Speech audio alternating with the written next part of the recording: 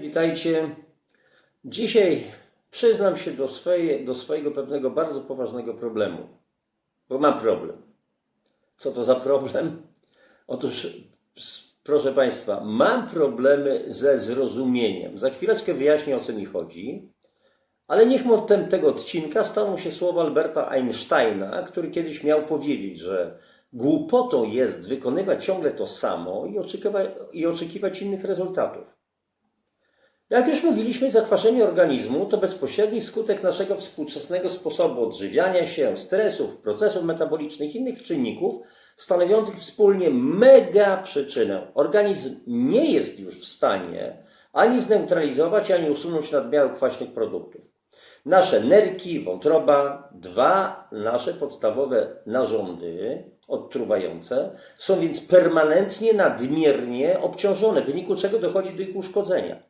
Uszkodzeniom ulegają także naczynia krwionośne, poddawane, zresztą mamy ich ponad 150 000 kilometrów, 4,5 długości równika.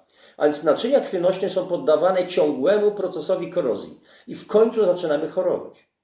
A medycyna akademicka nie jest w stanie temu niestety skutecznie zaradzić. Dlaczego tak jest? Dlaczego mimo poświęcenia wielu ludzi medycyny ich działania nie dają upragnionych rezultatów?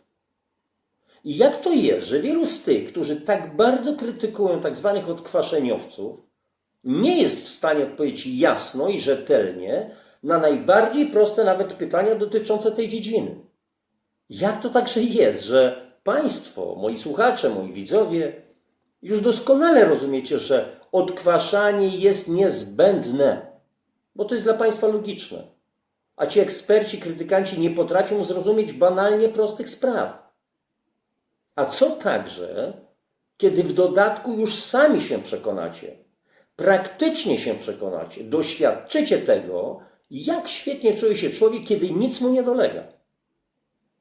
Teraz zastanówmy się wspólnie i zadajmy tym ekspertom na koniec kilka podstawowych pytań. Czy jest tak, proszę Państwa, że zakwaszenie gleb jest niebezpieczne? Oczywiście, że jest. Każdy to powie, bowiem powoduje zakwaszenie gleby zmniejszenie przyswajalności składników pokarmowych roślin, zwłaszcza fosforu, magnezu, boru i molibdenu. Ponadto następuje ich wymywanie do głębszych warstw gleby. Dotyczy to przede wszystkim związków zasadowych.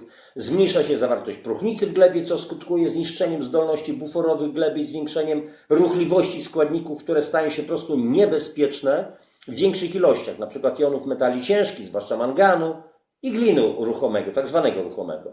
Obniżenie pH gleby z 5,5 do 4,5 związane jest ze 100-krotnym wzrostem stężania jonów glinu w roztworze glebowym.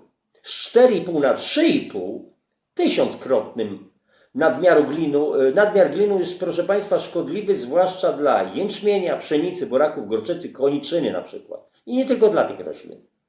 Nadmiar rozpuszczonego manganu, zwłaszcza dla koniczyny i lucerny, także jest groźny.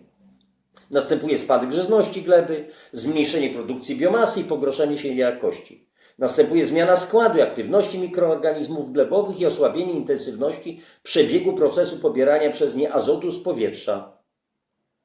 To jak to w takim razie jest, że zakwaszenie jest dla gleby i roślin niebezpieczne, ale dla człowieka zakwaszony organizm nie ma stanowić problemu? I to jest to mój pierwszy problem. Nie rozumiem. Czy jest tak, drugi temat, czy jest tak, że kwaśne deszcze są niebezpieczne, czy też nie? Oczywiście, że są niebezpieczne, ponieważ, jak Państwo doskonale to wiecie, powodują uszkodzenia igieł, liści drzew, systemu korzeniowego, zakłóceń w systemie odżywiania i bilansie wodnym, zmniejsza się odporność na choroby, zmniejsza się odporność na pasożytnicze grzyby i owady, w wyniku czego dochodzi do katastrofalnego obumierania lasów. A co z uszkodzeniami budynków, pomników? Przecież kwasy rozpuszczają cement i wapień. Następuje również zaburzenia w rozmnażaniu fauny. Więc jak to także jest, że kwaśne deszcze są niebezpieczne dla leśnego ekosystemu, ale dla człowieka zakwaszony organizm nie ma stanowić problemu? Znowu czegoś nie rozumiem. Z pewnością wiecie także Państwo, że naukowcy biją na alarm, ponieważ niebezpiecznie wzrasta zakwaszenie wód oceanicznych. Globalna średnia wartość pH na powierzchni oceanu wynosiła w epoce przedprzemysłowej 8,2-8,4 i spadła obecnie w 2016 roku do wartości około 8,1. Niby to niewiele, ale wiecie już doskonale, że skala pH jest skalą logarytmiczną.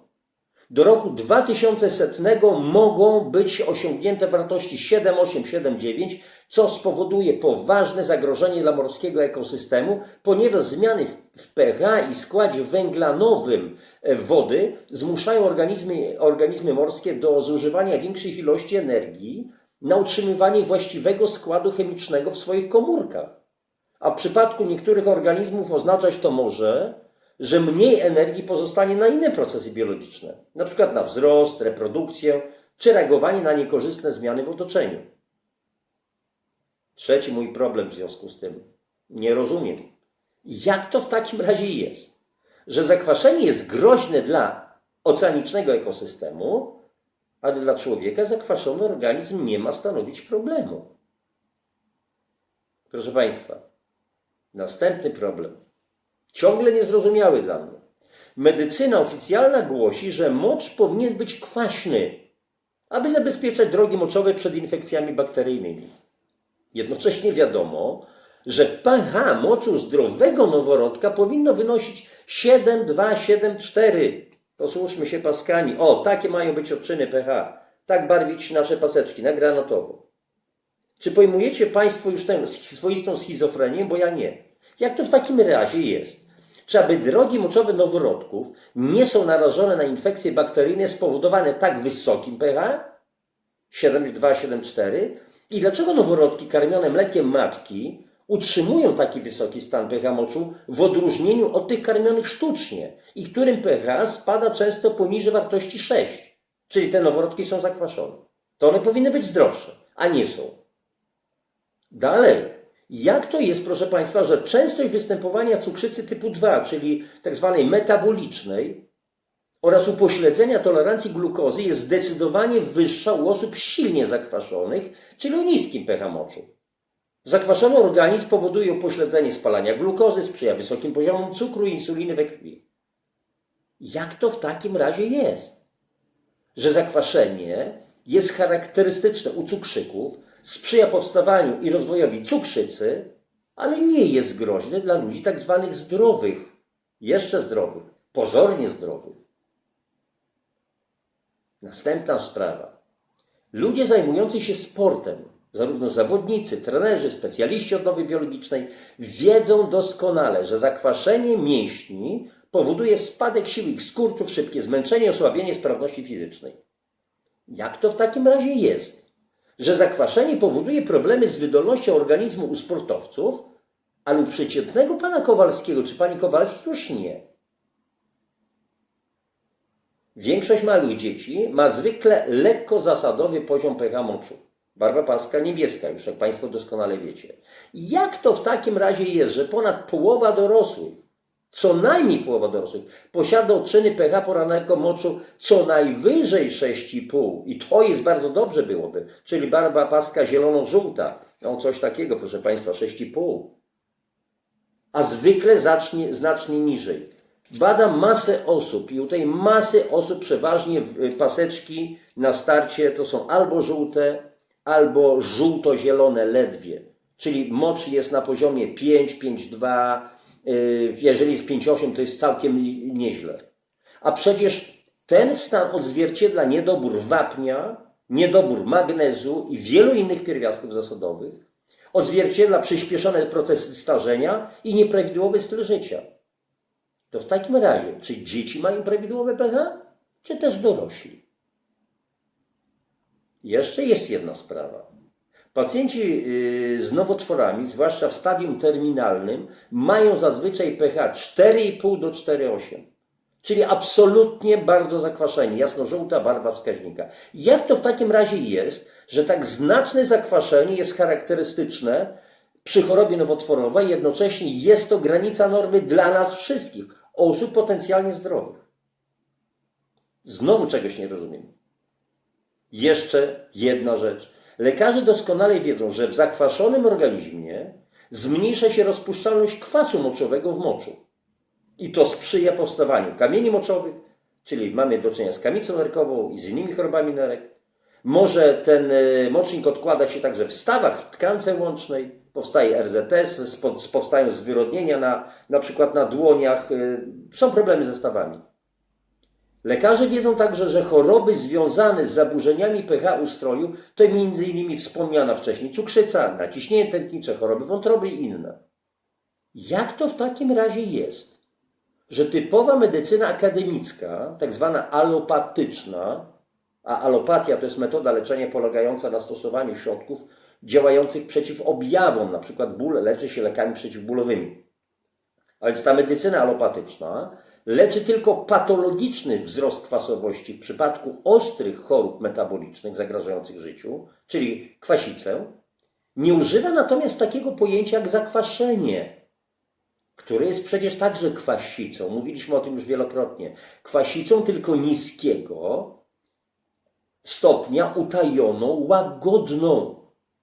Kwasicą przewlekłą, jak powiada doktor nauk medycznych Lucjan Langner. Czytam często wypowiedzi niektórych ludzi medycyny, którzy wręcz z oburzeniem powiadają, że nie ma takiej jednostki chorobowej jak zakwaszenie.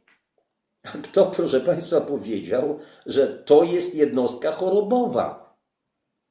A wiecie Państwo, dlaczego oni tak twierdzą, że nie ma takiej choroby? Bo trzeba tu wyjaśnić pewną sprawę. Co to jest jednostka chorobowa? I tu cytat z Wielkiego Słownika Języka Polskiego. Otóż jednostka chorobowa jest to choroba o określonych przyczynach, objawach i przebiegu, oficjalnie uznana przez jakiś zespół specjalistów. Jeszcze raz powtarzam określenie według Wielkiego Słownika Języka Polskiego. To może wystarczy, że specjaliści czegoś nie uznają i po sprawie. Na zasadzie nie ma gorączki, bo nie ma czym jej zmierzyć. Rozumiesz coś z tego, szanowny mój słuchaczu, szanowny mój widzu? Bo ja mam z tym problemy. Kochani, zacznijcie zadawać te pytania tym, którzy odkwaszanie traktują jako, przepraszam, głupotę. Niech przynajmniej spróbują coś sensownego odpowiedzieć. Wy już doskonale wiemy, wy doskonale wiecie, że zakwaszenie jest normalne, ale jedynie dla zwłok. A zdrowie, sprawność i uroda mają odczyn zasadowy. I jak powiada w swojej książce Smak zdrowia Patrick Holford, autor 36 książek z dziedziny odżywiania ortomolekularnego, zacytuję: w swoim najgłębszym wymiarze zdrowie nie jest po prostu brakiem bólu czy cierpienia, ale radością życia, rzeczywistym poczuciem, co to znaczy mieć zdrowe ciało, które umożliwia Ci korzystanie z wielu przyjemności tego świata. Jak bardzo w takim razie chcecie Państwo czuć tę radość życia? To przyjemne poczucie posiadania zdrowego, pięknego ciała, z którego jesteście dumni, które Wam się podoba. Do widzenia. Do następnej audycji. Cześć.